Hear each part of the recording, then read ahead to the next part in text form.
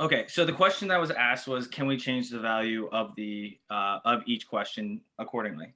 So all you would do is go into your course via web browser. You can go into the session in which you just ran. You can click on it. You'll see the different types of questions. In this case, I only have one. I'll click on it. And right here in the points box, I can change this to make it 5 points, 2 points, whatever you deem necessary. Perfect. All right. The other question that was asked is how to change question types. So I'm going to go ahead and open up my iClicker Cloud desktop version. You'll want this downloaded onto your presentation computer.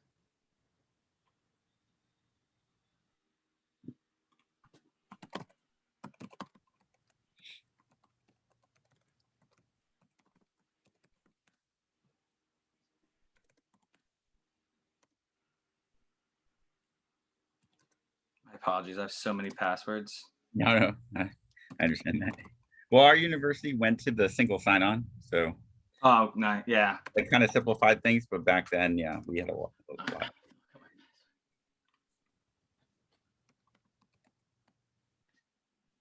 I apologize for the recording.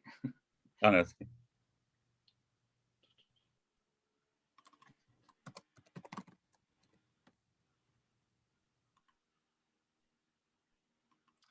It would help if I used the right email. oh. I use my personal. I was off yesterday, so today's my Monday. Oh, okay. Excuse. All right, there we go. So this is the course. Each course that you teach, you'll want to make a separate course for, which Roger's taking care of. You'll hover over, when you hover over the course, you'll press Start Class. This will bring up the hanging toggle. So this is what you'll use when you run your course. If you're not using iClicker at the time and you want to move it out of the way, you can click on this blue cloud and it minimizes it. But for the sake of the question, it was, how do you change question types? Simply, all you do is click on the multiple choice button and you'll see the different lists of questions. As you can tell, we have 5 different question types. We have multiple choice. Students can answer A through E. We have short answer. Students can use up to 140 characters for a response, similar as a tweet. And this is great for on-the-fly question types and just getting a general understanding of whatever the question may be. We have numeric question.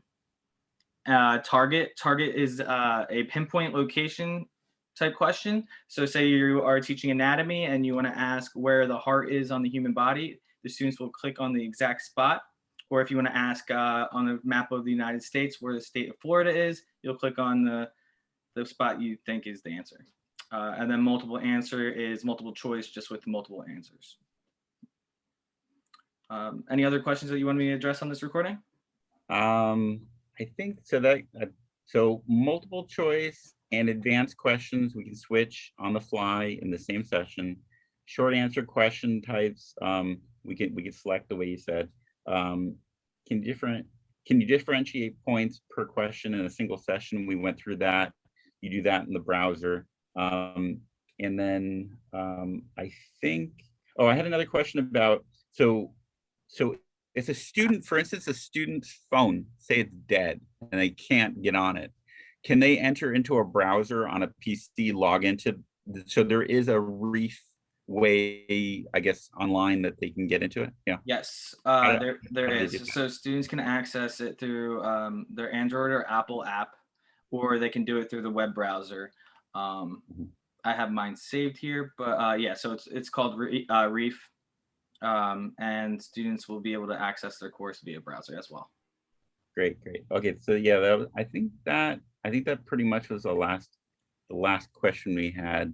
And then the data import thing, we should have no problem taking the CSV file and importing that directly into Blackboard. Absolutely. Yeah. Okay, great. Absolutely. Okay. For the sake of the recording, do you want me to just show you a quickly how to run a question?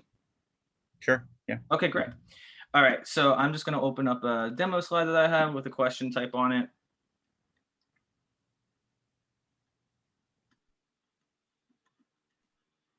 So iClicker is a screenshot technology, meaning that when you press the play button on the hanging toggle, our system will send the question to the students exactly in frame of when you press the play button. So this is a multiple choice type question. I have multiple choice selected on the hanging toggle. I'm ready to ask a question. I'm going to press the green play button.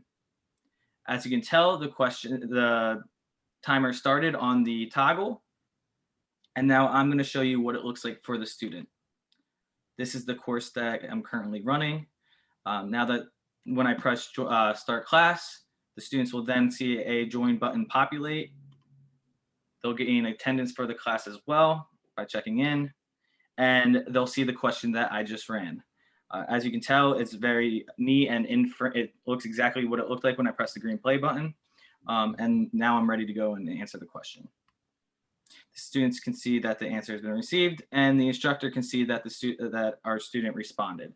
Say you have 30 students in your class and you see 30 responses, that might be a good indicator that you're ready to stop the question.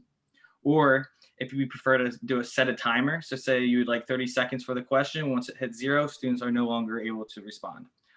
That's in the course settings as well, however you'd like to set up your class.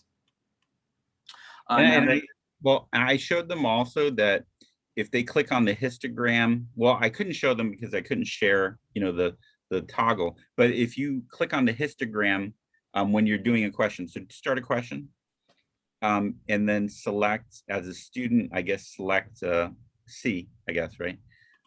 So now hit the histogram. Well, actually, I think you have to stop the question and then hit the histogram maybe, but are you referring to the selecting the correct answer.